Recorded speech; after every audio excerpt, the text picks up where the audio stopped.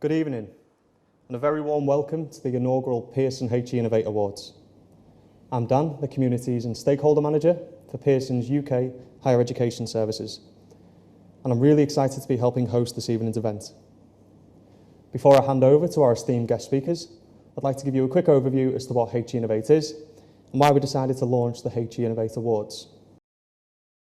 Pearson's vision was to design and develop HE Innovate as a platform to provide educators and university staff with the opportunity to share good practice of teaching and learning and help facilitate networking opportunities between higher ed professionals.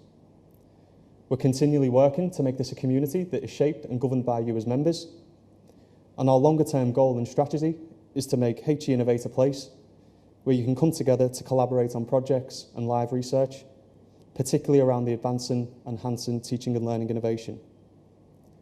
So why did we decide to launch the HE Innovate Awards? Well, as partners to the higher education sector, we've seen firsthand just how hard academics and university staff have worked to give their students a consistent learning experience, particularly over the last 18 months.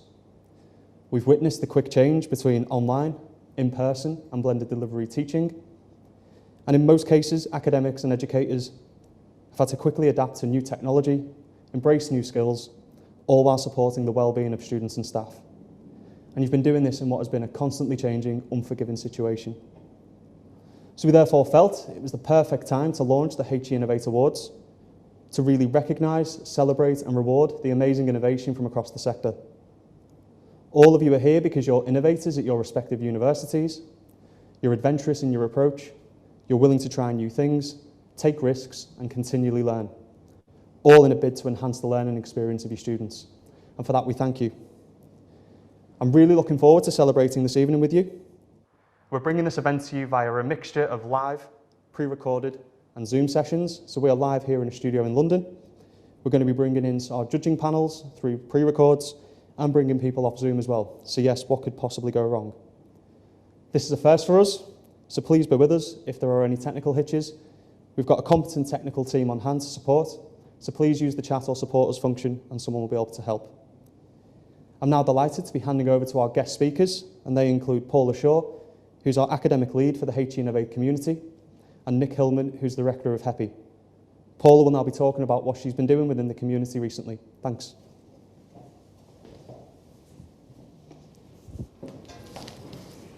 Thank you.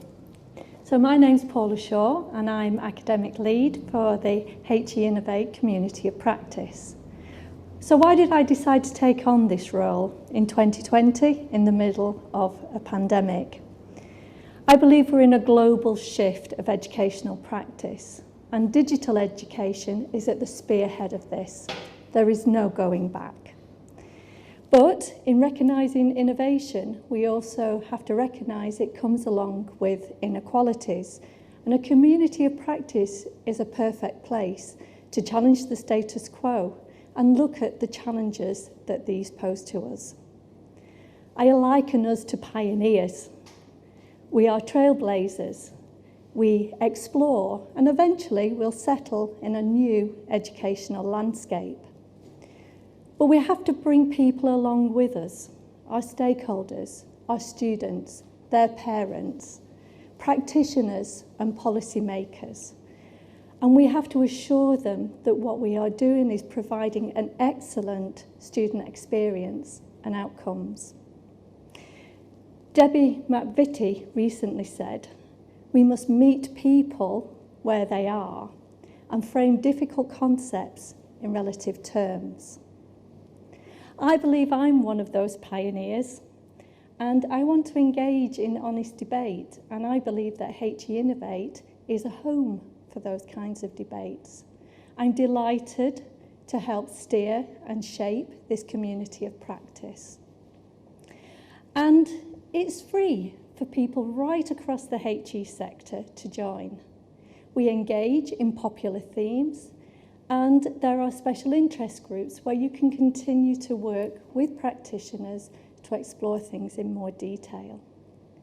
And so finally, I'd like to say, in recognition of the excellent teaching and learning that takes place right across the sector, I'd like to invite you to celebrate these awards with us tonight. Thank you.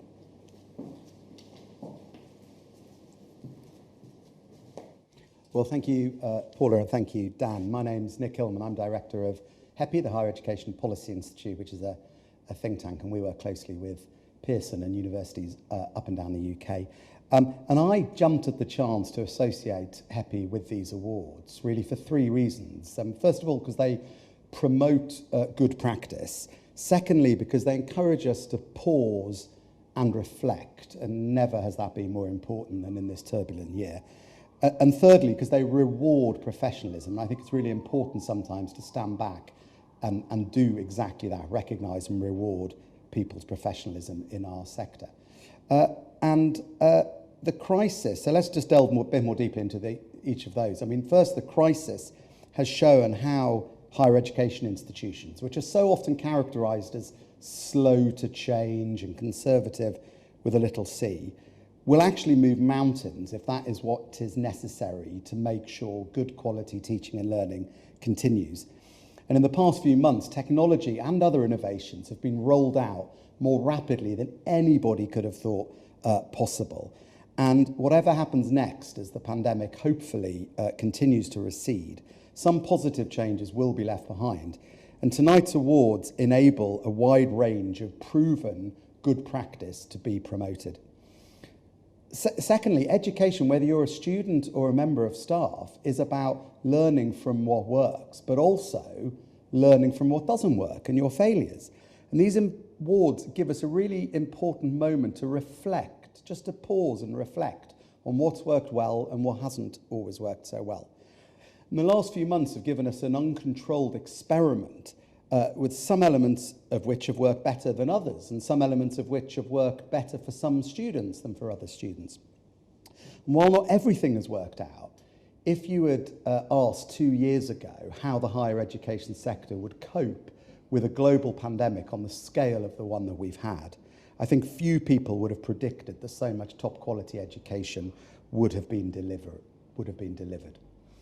Thirdly, the commitment of staff, and it could be academic staff, professional services staff, student unions, sabbatical officers, has been incredible to watch during the crisis.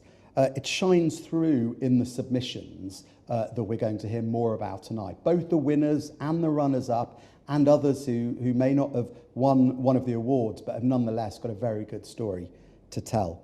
Staff have been expected to respond to an entirely new environment while responding to extra challenges they couldn't have predicted beforehand. And it's had a toll on all of our mental health, on our work-life balance. And that's why I think it's so important that we take time to come together to recognise and reward all the activity and the good behaviour and good practice that's gone on during the crisis through initiatives like these very important awards. Students have also proved more resilient, just as staff have, than the caricature of snowflakes would suggest, which I think has underscored the success of some of the initiatives we're going to hear about tonight. And we spend a lot of time in our sector talking about competition and whether people should compete more against one another. But what always strikes me, and it strikes me through these awards, is actually people's desire to collaborate and learn from one another and to share good practice. And they're just as keen, often keener to do that than to compete against one another. And I think tonight's awards will help that happen by giving us some excellent case studies from which we can all learn. Some of them may be applicable directly in your own institutions, some of them may be only possible with a tweak or two. But they give us not only a rear view mirror's perspective on what's happened over the last 18 months, but they also help, I think, to act as headlights on the road ahead for how we can deliver even more for students and for the country in the months and years ahead. So I want to end my opening comments, by congratulating all those who've organised these awards, who've entered for them, for finding the time to do that in an extraordinarily busy year. And long may you continue to educate today's students so that they're ready to face the rigours of tomorrow.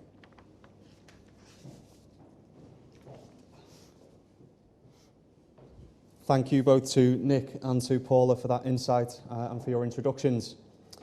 So hopefully you've had a chance to have a look around the site and get familiar with the agenda for this evening. But for those that haven't, we'll be kicking off with the first 2 awards. We'll then be showing you the fireside chat between Jackie Wright and Marlene Olsavaski, and then we'll head into the final 3 awards. So without further ado, let's kick off with our first award. This award is for most innovative approach to supporting students and has been supported by Stonewall. I'm going to pass over to some of our judges and the judging panel to talk about this award and some of the submissions. Firstly, you'll hear from Mo Wiltshire, who is Director of Education and Youth at Stonewall. You'll then hear from David Galani, who's Head of Student Engagement and Advocacy at Middlesex University.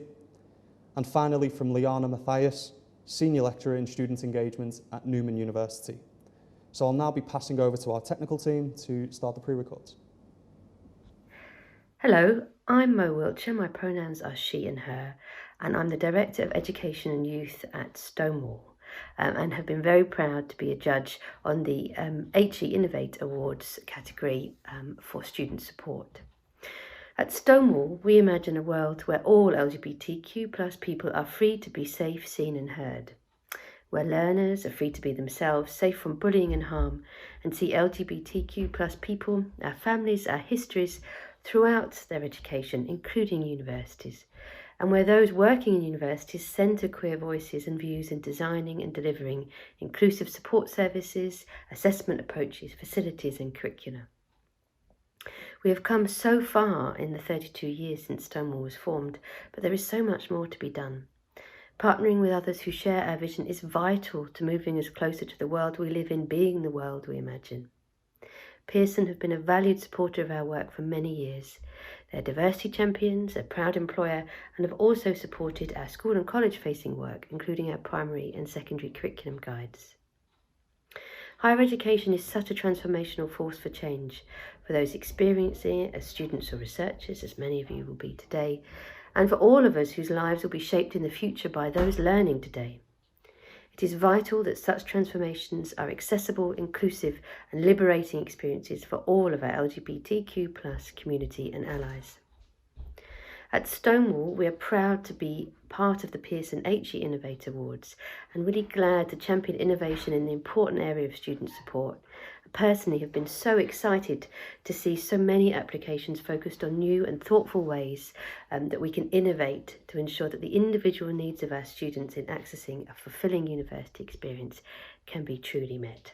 Thank you very much for allowing us to support these awards today. Hi, my name's David Galani and I was one of the judges on the Supporting Student Award. Student support means a lot of different things to different people, and that was wonderfully reflected in the nominations that we received for this category. In particular, it's been clear that staff across the sector have recognised the importance and the increasing role that technology can play in supporting students, especially since the start of the pandemic.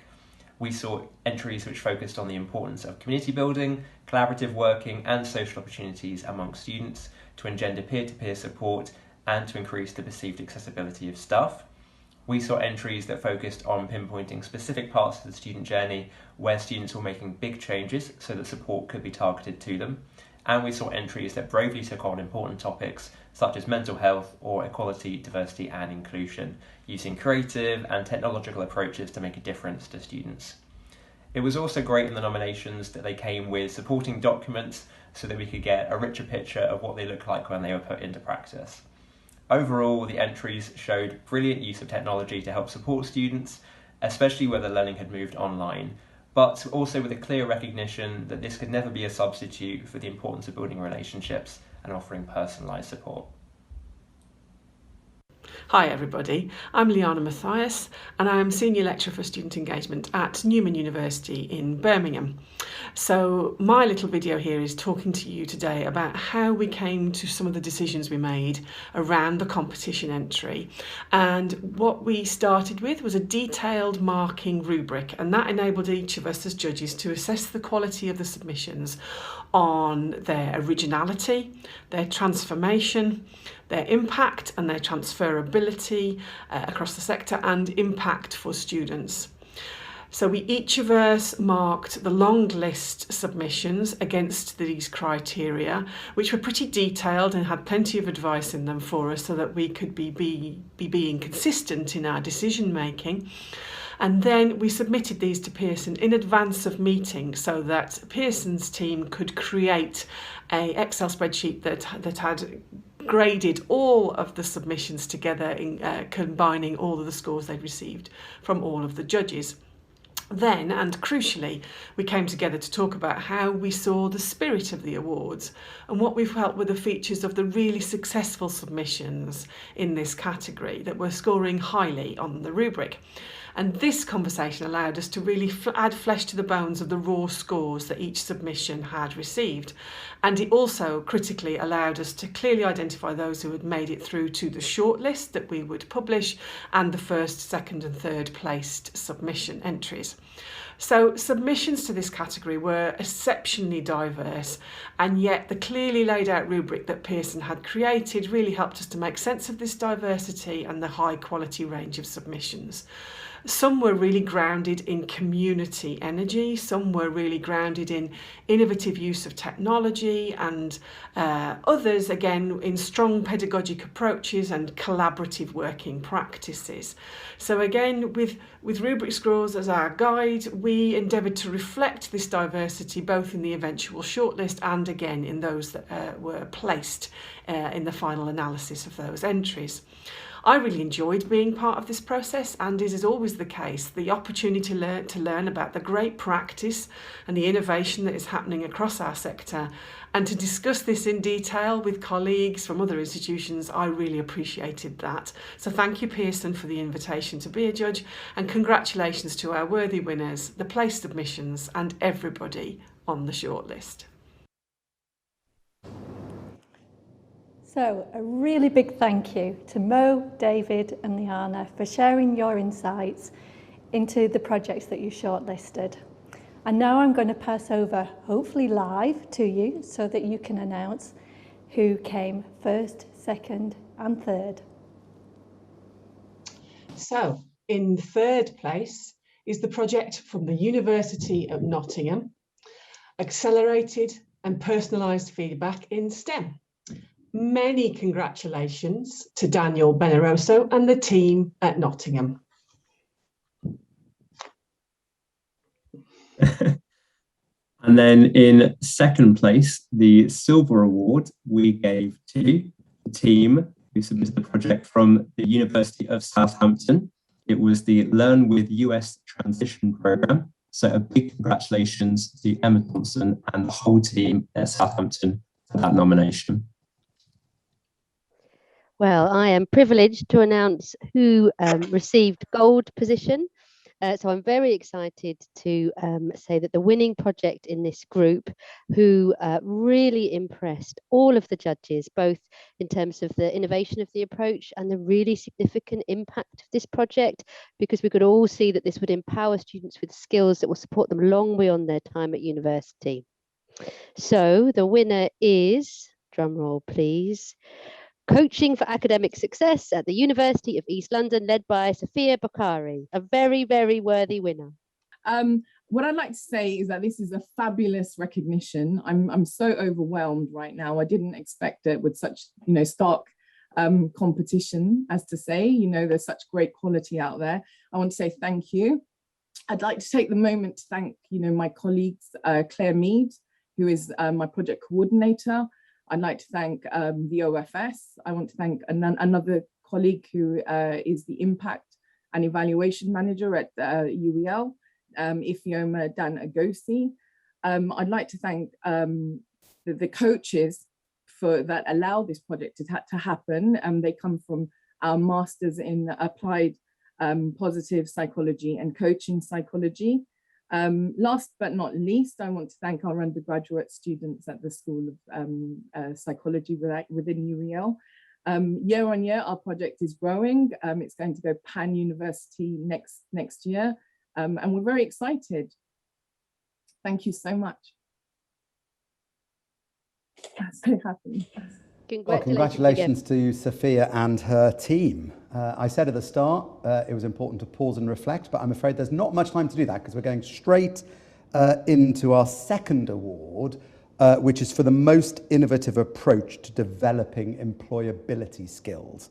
Incredibly important given we know that so many students are looking for a rewarding career after their higher education. And this award has been supported by LinkedIn Learning and Prospects, and we're very valuable, very useful to have their sponsorship. These awards can only happen with that sort of support. So we'll now hear from some of our judges, including Ralph Blunden, who's client partner for the academic sector at LinkedIn Learning, who'll talk about why LinkedIn Learning chose to support this particular award. We'll then hear from Jane Rowley, who will talk about why Prospects were similarly keen to support this award. And finally, we'll hear from Richard Stagg, who's Director of Product Strategy Workforce Skills here at Pearson, who'll talk about some of the shortlisted projects in this category. At LinkedIn, we've made it our mission to create economic opportunity for the global workforce.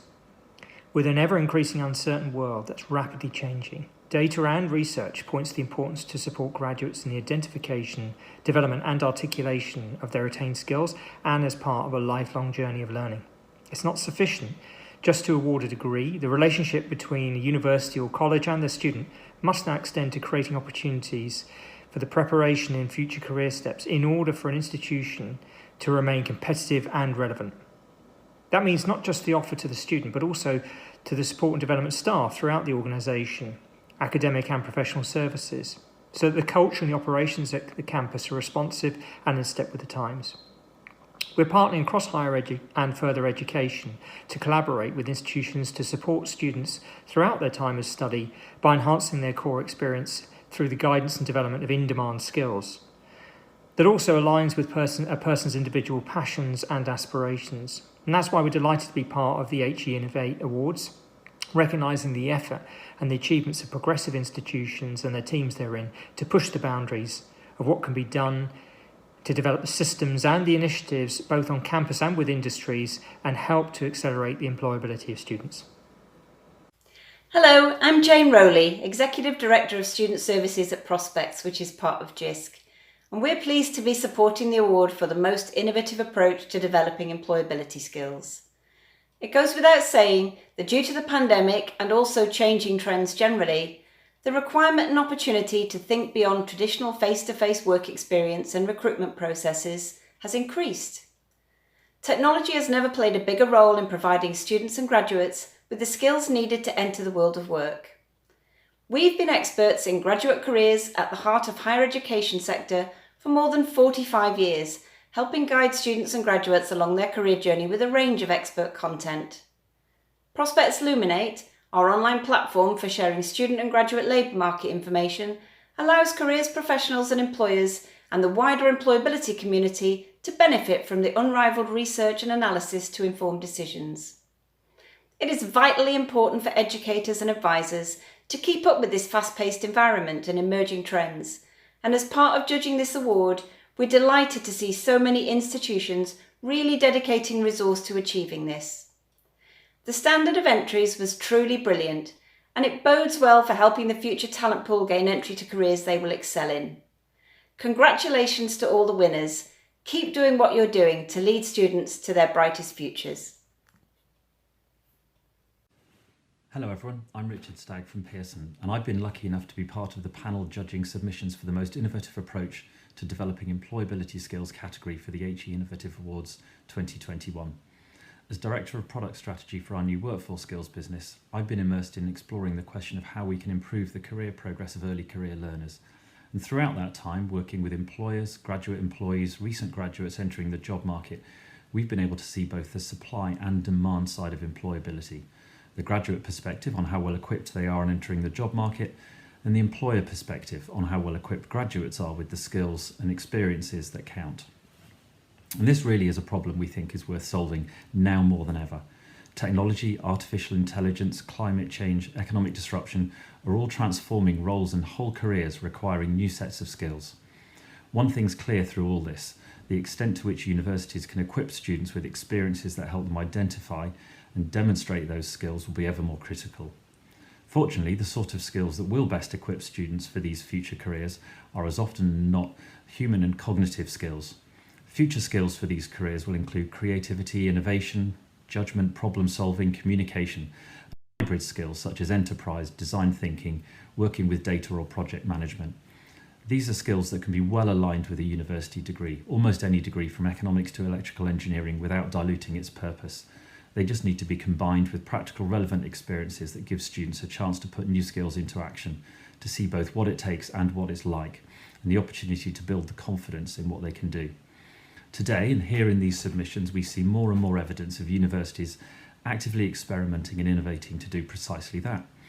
To offer students something extra, initiatives that wrap new skills into their learning, that give them chances to apply those skills in work-like situations and really experience different types of skill, different types of role, and different sectors of employment.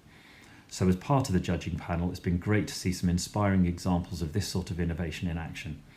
The submissions showcase the full spectrum of employability building activities, including authentic learning, digital skills development, community-based initiatives, and enterprise and entrepreneurial experiences.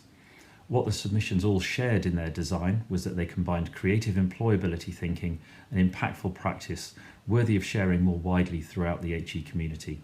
Alongside innovation and potential for transformation, we were looking for initiatives that were scalable and initiatives that could have a real impact on the employment prospects of the students. We had some great examples, and it's a testament to their quality that it was no easy task to pick the winners. All in all, this is an award that we hope can make a real difference to the innovators out there doing their best to provide the next generation of graduates with valuable, fulfilling and resilient careers. This is innovation at its best.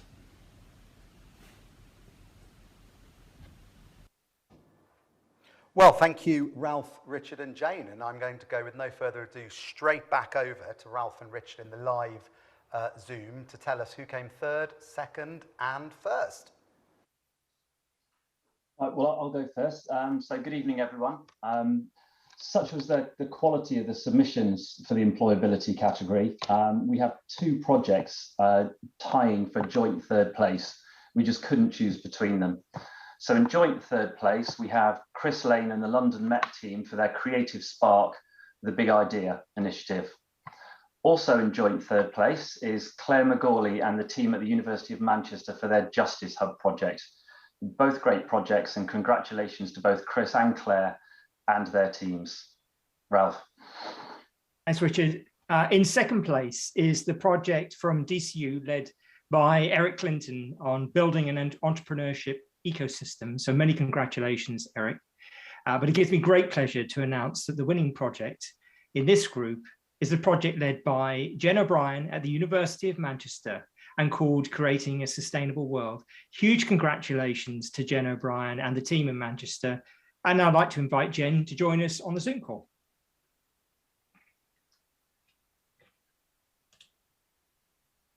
Oh, I might need a minute. Thank you ever so much. What a complete honour. I have to say huge thank yous to the Institute of Teaching and Learning. Sorry, folks, I just need a moment. But thank you ever so much. This has been a massive labour of love by so many people put together. Particular thank yous to the Institute of Teaching and Learning, the University College of Interdisciplinary Learning and the Social Responsibility team at the University of Manchester, and all of our collaborators who made both Creating a Sustainable World and the University Living Lab, including our students. There's about 1,000 of them involved now. But if I may take this opportunity to make you an offer, because our world truly is in crisis and our University Living Lab goes some way to make a difference. So it's a neat way to enhance student employability. We need a workforce ready for a net zero future, hopefully. It affects change. So if you're an organisation who might like some research time, if you're an educator who'd like to use it, please don't hesitate to get in touch, because it's been an absolute labour of love and together we really could make a difference to so many people, and I'd love you to use it. Thank you everyone ever so much. Well, many congratulations again to Jen on winning this award. It was a truly inspiring submission. And a huge congrats to our second and third place projects as well. It's now a great pleasure to be introducing Jackie Wright. Jackie's Chief Digital Officer at Microsoft US and is a global technology leader. Jackie's made significant impacts on business transformation and social issues, and we were delighted to be able to host a conversation between Jackie and our own Senior Vice President of International Higher Education, Marlene Olsavaski. Again, I'll be handing over to our technical team who will play the fireside chat. Thanks. Good evening, everyone. My name is Marlene Olsavaski. I'm the Senior Vice President for International Higher Education at Pearson. I'm joining you this evening from Toronto, Ontario in Canada, where I am currently working and living in my home office. I'm delighted to be joined by Jackie Wright, Chief Digital Officer and Corporate Vice President at Microsoft. Jackie Wright is a transformational global leader, an innovative technologist, and a recognized STEM advocate. She's a senior executive whose extensive career spans multiple industries. As Chief Digital Officer and Corporate Vice President of Microsoft in the United States, Jackie inspires and leads teams to drive innovation, adopt sustainable and accessible business models, and digitally transform their practices. Welcome, Jackie. It's so lovely to meet you and an absolute pleasure to be here with you today. Thank you so much for carving time out of your very busy schedule to share some of your insights around innovation at Pearson's inaugural HE Innovative Teaching and Learning Student Support Awards. I also want to take, thank you, Jackie. I also want to take this opportunity to welcome all of our audience members, thank them for being innovators, and wish the nominees best of luck. And finally, I do want to thank the Pearson team in the UK who launched these important awards in recognition of innovation and who organized tonight's event. So I know we only have a limited amount of time, so why don't we just dive right into some of the questions.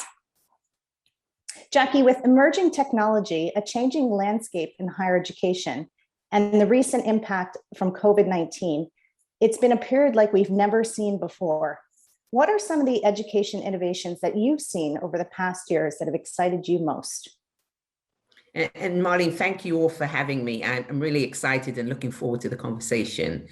You know, this has really been a tremendously challenging time for all, but especially for education. So, you know, I really wanted to just start out by just simply thanking all of you for your creativity, resilience over the past year, I mean, to really maintain academic standards and really deliver student-centered learning while keeping both students and staff safe. You know, I know it hasn't been easy, so I really, really want to applaud you. You know, this pace and scale of transformation with technology at the core in response to this pandemic, you know, it's just been really phenomenal. I've been excited by the many ways universities have used technology to augment the learning experience for educators and students alike. And there are some technology highlights that really, really stand out. When you think about 5G, what it has enabled is learning anywhere, anytime. And, you know, we can get into digital exclusion and how we really focus on that. But if you just take that at the core, this notion of creating digital platforms and learning anywhere, anytime, that is really transformational in itself. Learning consortia and coalitions are taking shape with diverse stakeholders, including governments, publishers, education professionals, technology providers, and telecom network operators, as I've indicated, just coming together to utilize these platforms as temporary solutions to the crisis, making education more accessible, and, you know, just really hope as it does, reaching out into under-resourced areas. I think I've seen data being used to really highlight and think about what are the digital barriers for having people access education, and how can we ensure that everyone is utilizing and able to access. And there was one in Lebanon that was really interesting that really focused on, you think about physical education, having the children create videos and uploading the videos to help others think about, you know, physical education. I thought that was quite innovative. And then this Read Together. I mean, Read Together has really taken off globally in terms of creating a platform where you can engage everyone to read together. So, you know, I think those are a few things that I think have really, really helped us in this challenging time. Those are great observations, Jackie. The other question I have here is, the academics who've been shortlisted for these awards are innovators in their institutions. Some of their projects are still in their infancy and maturing, others are more established. And we know that can be difficult against the backdrop of working in a not-for-profit sometimes. What advice can you give to these academics to help them move their projects further along and to keep innovating? Yeah, I touched on this notion of collaborating, this ecosystem. No one of us, each one of us, none of us have the answers to every challenge. So we really do need to collaborate to achieve the outcomes we want. So I would encourage you to collaborate across industry, departments, universities, you name it. There's public and private sector and harnessing the power of that. I think those are really ways that we can really come together to really collaborate to solve these problems. The second is harnessing data to optimize your effectiveness, better understand your progress, pivot where you need it, really transform your outcomes so you can scale the impact of your project or program, and using those insights to then iterate in an agile way. Those are just two things that come to mind for me. Great. With the shift with COVID and with the digital transformation, we're also seeing in higher education, we're also seeing a major shift in student demographics. How do you think educators and institutions should be thinking about creating more access to support, equity, and inclusion for future learners in their classrooms? Yeah, a really important point, Marlene. I do think we need to be mindful first of how we define student. That definition is expanding as you think about learners of all kinds, people seeking out new skills for success in this digital economy. You can be fluid, very fluid and virtual as you think about the definition of a student. We're also seeing more diverse groups gain access to higher education for the first time. So in places like the US, the National Center for Education Statistics snapshot of American undergraduates show that nearly 74% of students represent more than non-traditional backgrounds. 25% are single parents, 20% are over the age of 25, and 50% are financially independent. And we're seeing this trend around the globe. So this requires institutions, in my mind, to really rethink the kinds of services and support that they offer to address these unique needs. Things like these wraparound services such as childcare for student parents, after-hours tutoring, access to collaboration tools, wellness and mental health resources, and then, career services for students with disabilities, just to name a few. I also think there's this issue of accessibility and really thinking about how we move beyond the Disability Resource Office to really how we use technology to integrate accessibility into all facets of the education experience, from the devices, the platforms used in the classroom, to course formats, to campus activities and events. I want to highlight one experience that I've seen in terms of an educator using data to really understand the demographics in their local community to then highlight the potential barriers in that community. And then how do we then augment what those barriers are to really make sure that the learning experience can exist. And then lastly, we have to think about the kind of culture we're creating for students and staff. Are our academic institutions truly inclusive places for the various kinds of learners enrolling? I mean, we can't really innovate without diversity, and that starts with really engendering the right culture. So for me, where you harness the power of everyone and empower them to do their best work, that's when you truly get the power of innovation. I mean, those are just some of the things that I think institutions should be mindful of as we're really thinking about creating more access for future learners. Yeah, those are all great points, and none of them are easy to solve for. And I know as a learning company, we've been working directly with institutions, with students, with with governments to figure out how can we make education more affordable and accessible. Thanks so much for answering that. Another question I have here is about innovation and requiring us to not only think differently, but to take risks.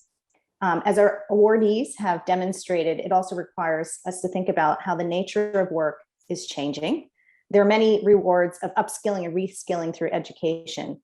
How do you see academic institutions and enterprise working together to address and close the growing skills gap?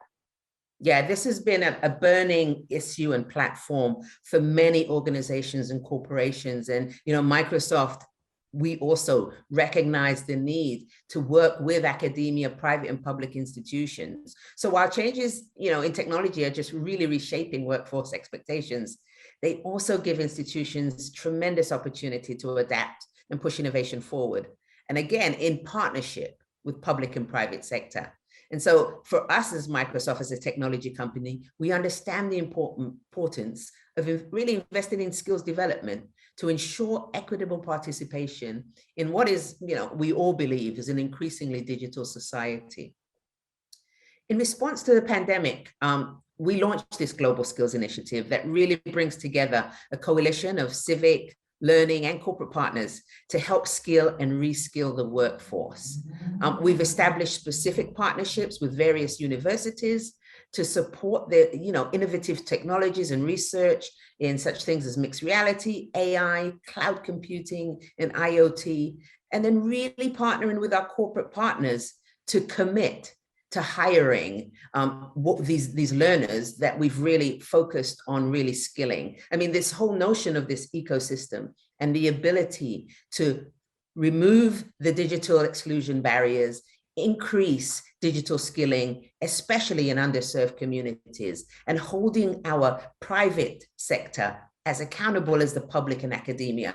I think this is the secret sauce to really changing the landscape in terms of digital inclusion and making sure that we're closing the skills gap.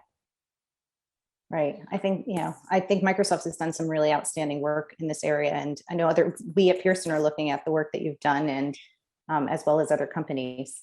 I have one final question for you, because I know our audience members are going to be moving on to their next awards agenda item. My final question is, let me frame it. There's a greater sense of urgency to plan for teaching and learning of tomorrow with the recent shifts that we're seeing in education. Based on what you've experienced and seen, Jackie, how is short-term planning and long-term strategic vision changing in response to some of those innovations? Marlene, I think it's an interesting question. And I think the whole notion of, what this pandemic has done has really turned upside down how you think about planning. And so you need to think about what are these existential risks that are inhibiting or may inhibit our ability to provide services, to educate, and how can we really innovate for that? And so this notion of short-term and long-term planning with really focusing on what are those existential risks that we see in society, that is the new way of really focusing on how to innovate. And whether you're in education, whether you're in manufacturing, healthcare, the uber point is we have threats that come at us that we've never imagined. We have to ensure that people are not digitally excluded, and we have to understand the impact in those underrepresented communities and how we can overcome them. And that needs to be embedded in our short-term planning and our long-term planning. I wanted to just congratulate all the awardees for everything that they're doing and just really to continue the great work. Great. Thank you so much, Jackie, for those inspiring insights. And I think all of our audience members here tonight can take away some of what you shared and apply it to their own work. I've been starting to think about how I can apply some of your insights to my work too here at Pearson. So thank you so very much. Have a great evening, and good luck to all of our award nominees. Thank you. So thank you again, Jackie and Marlene, for giving up your time. A really interesting conversation that's really given us some food for thought.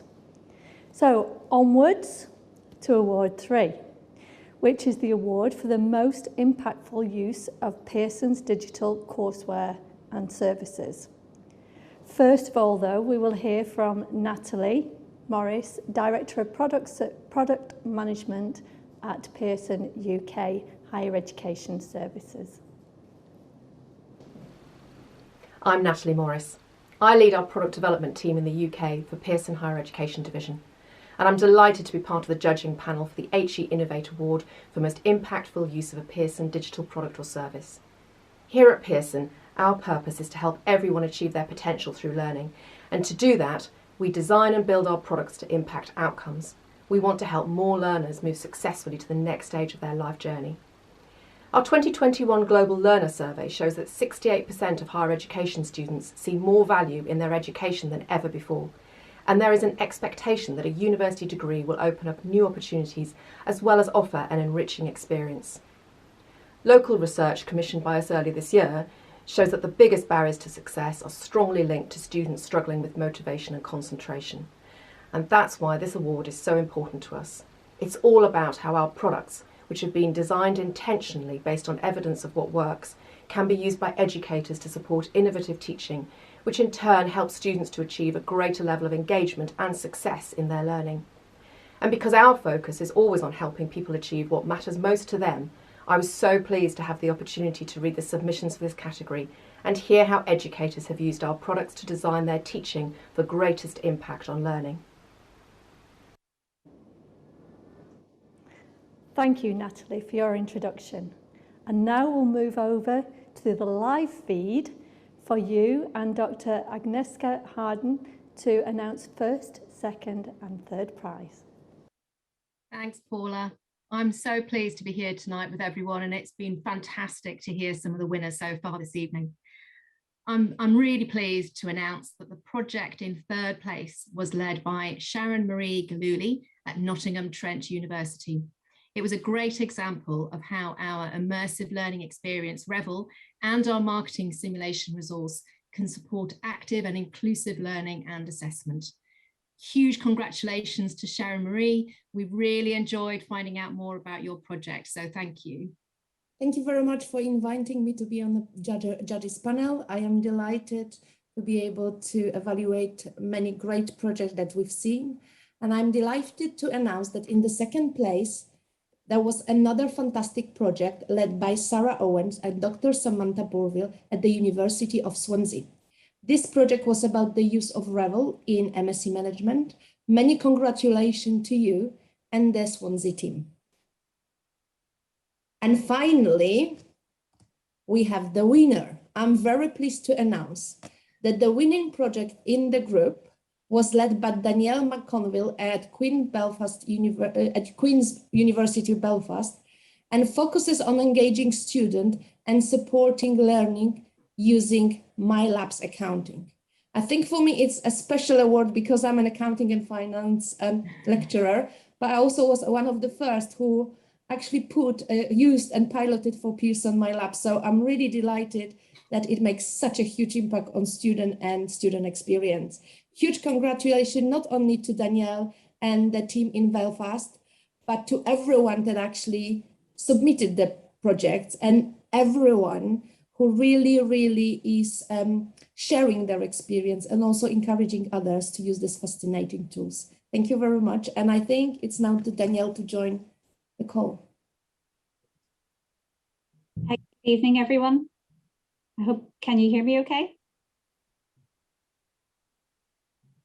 Good evening, everyone. It's a real pleasure and a real privilege. Thank you very much indeed for this award. I'm genuinely surprised, and I certainly didn't follow the advice in terms of thinking about anything terribly intelligent to say. But I really do just want to say thank you massively to Pearson, who I have to say I've found incredibly supportive. This has been a journey of a number of years. And across those number of years, I've kind of gradually implemented MyLab accounting, and I've had some fantastic support from some fantastic people, including Sam Martin, including Dan Ramsden, including Gail Capper. I'd also like to thank my colleagues here in the management school as well at Queen's. We're a very innovative bunch for a lot of accountants. And we generally, they've given me a huge amount of flexibility in order to be able to really try new things and to try things that I think people were a little bit concerned by, potentially had the potential to be a bit concerned by. But it's certainly something that has been a huge benefit for our students. And just thank you very much again for the award. Thank you. Well done to you, Danielle, and your team, and for your exemplary use of MyLab accounting. I'm now delighted to move on to our next award, and we're going to hear from Professor Sir Les Ebden, who's done huge amount in his career to promote access to learning. And also from Alex Blower, who's going to introduce this award, the fourth award, and it's for the most innovative approach to widening participation in the curriculum. Over to you. I'm Alex Blower, Access and Participation Manager at Arts University Bournemouth, and a judge in this year's Higher Education Innovation Awards in the Innovative Approaches to Widening Participation in the Curriculum category. What was really stand out and really clear across all of the submissions and the entries that we got, which were fantastic, was the breadth of innovation that was going on. As a judge entering this awards, this competition, I was really expecting to see a lot around blended learning, technological innovation, and how that was perhaps applied in the curriculum with widening participation contexts. However, the submissions that we got were so broad and so varied in their innovation. Yes, we did see technological innovation and that being applied, but there was also pedagogic innovation, innovation within the curriculum, and innovation when it came to the application of knowledge within learning contexts, so perhaps tie in with the university civic engagement and strategies. So there were some really, really rich entries that spanned an awful lot of different contexts. What was really impressive about all of the submissions was the creativity, the flexibility, and the determination, really, I guess, that was showed in some of the most challenging circumstances over the last 2 years that the sector has ever faced. The panel had an incredibly difficult time picking a winner because there were so many strong entries within our particular category, and that's, I think, a real testament to the amazing collection of individuals that we've got working in higher education right across the country to tackle some of the inequalities that are born out of socioeconomic and educational inequality, and drive forward innovative practices that are going to make the higher education experience one that is fairer, more equitable and more equal for students no matter their background. And because of that, it's been a pleasure to judge these different submissions.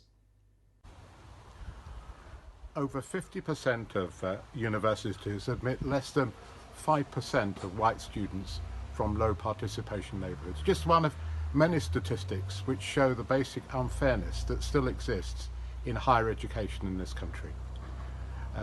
Where you come from, who your parents are, what your ethnicity is, all of these can unfairly decide your future. The National Educational Opportunities Network, NEON, is the organisation of professionals who are dedicated to combating this unfairness and providing educational opportunity to all who can benefit from higher education. That's why we were delighted to sponsor this Widening Participation in the Curriculum Award by Pearson's. It's been a real delight to read so many excellent applications and submissions to this award, and we were delighted to be able to agree on a winner. But we want to encourage all of those who also applied. A wide range of different subject areas, a wide range of approaches to people from localities and different disadvantages. So well done to all of you who submitted, and please keep up the good work, because we want to live in a world where your future is not decided by where you come from, or the colour of your skin, or the socio-economic background of your parents. Well, thank you, Alex, and thank you, Les. And we're going to go straight back to both of them to award the winners and tell us who's won this very important category.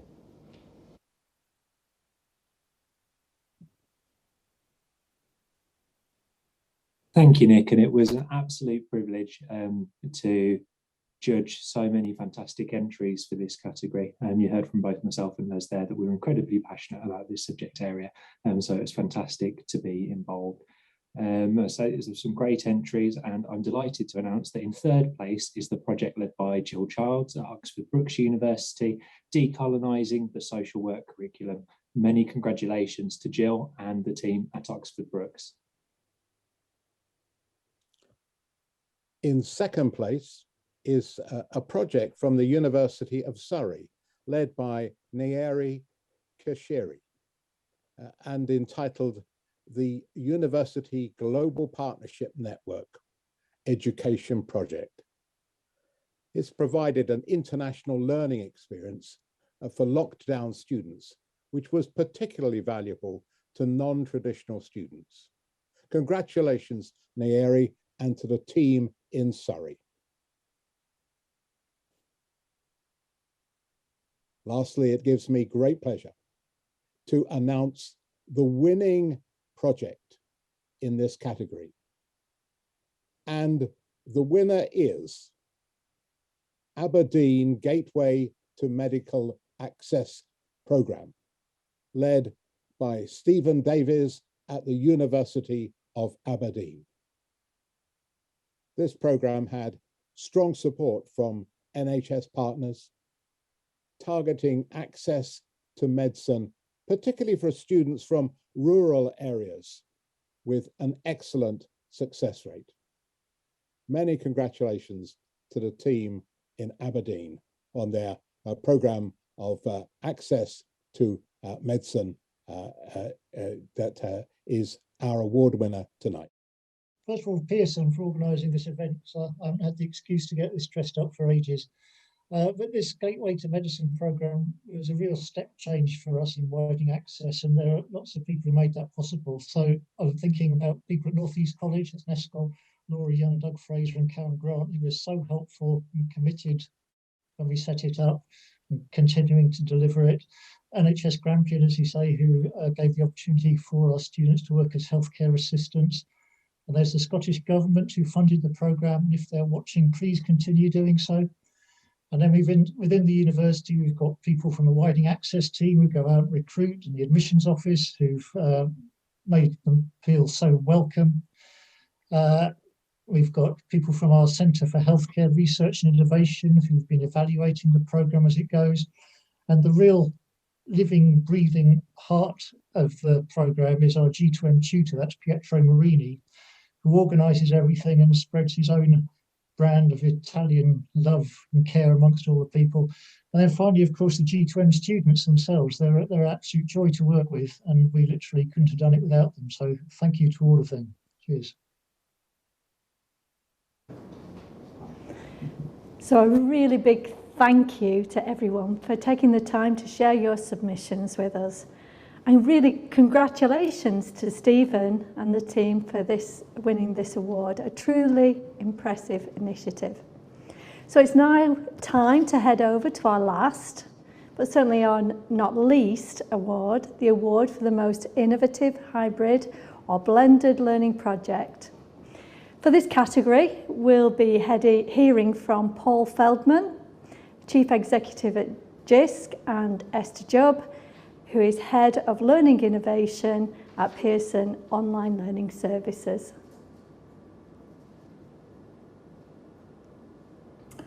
Good evening all. JISC is really pleased to be supporting these Innovation Awards.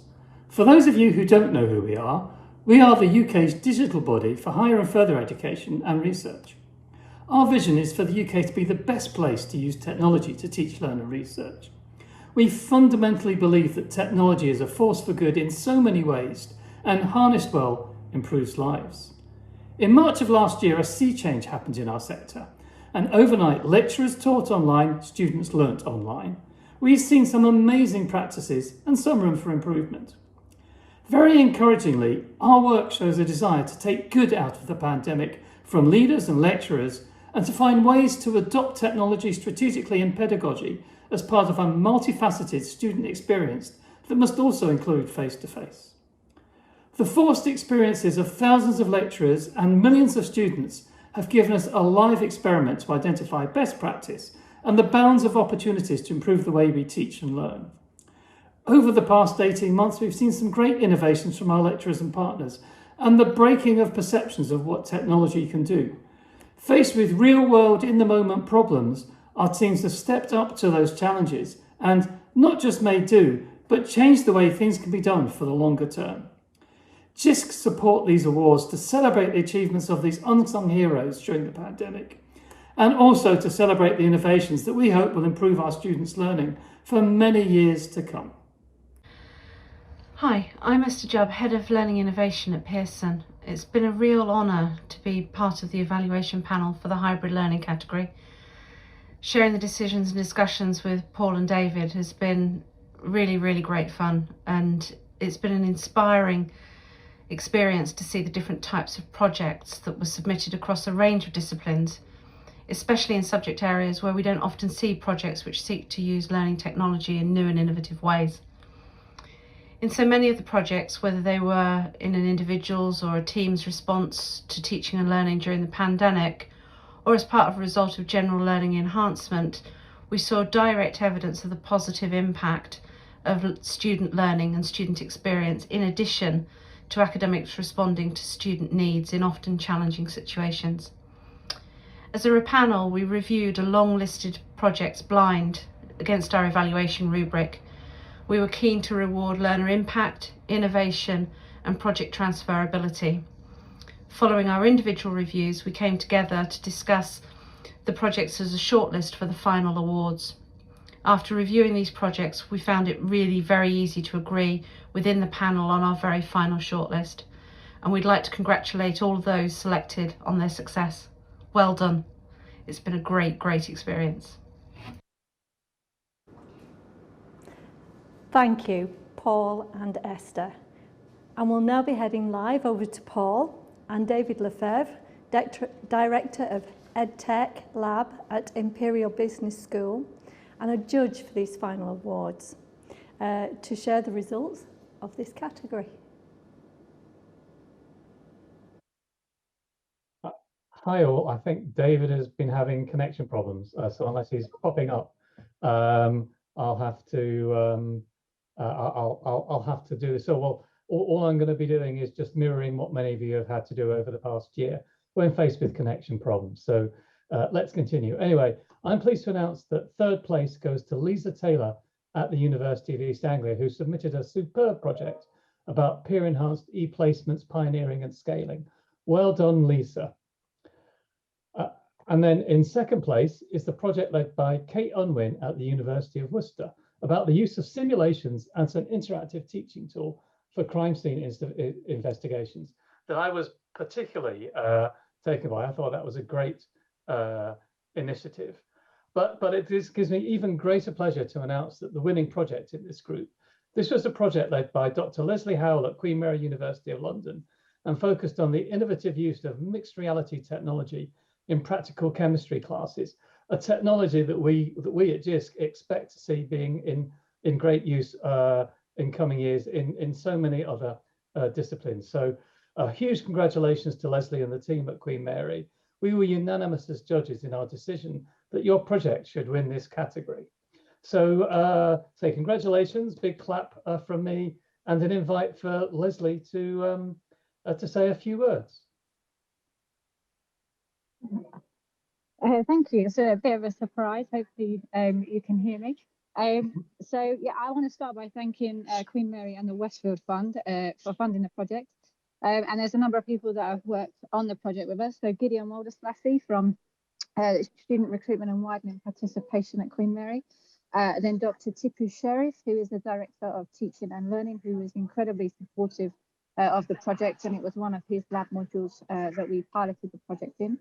Dr. Chris Jones, the Senior Lecturer within the department, who runs our second year lab module, and then Mr. Mark Hudson is our Teaching Manager and our Senior Lab Researcher as well, that helps to run our first and second year labs. And again, without him and his numerous pieces of equipment and my requests for experiments to be set up at various different stages of the practical so that we could run the HoloLenses, it wouldn't have been possible. So just thanks to everybody that's been involved in the project, and thank you to our students at Queen Mary as well within the chemistry department for really embracing the mixed reality technology and allowing us to experiment during the pandemic. But now as we kind of hopefully exiting it, we're going to continue to use it within our department.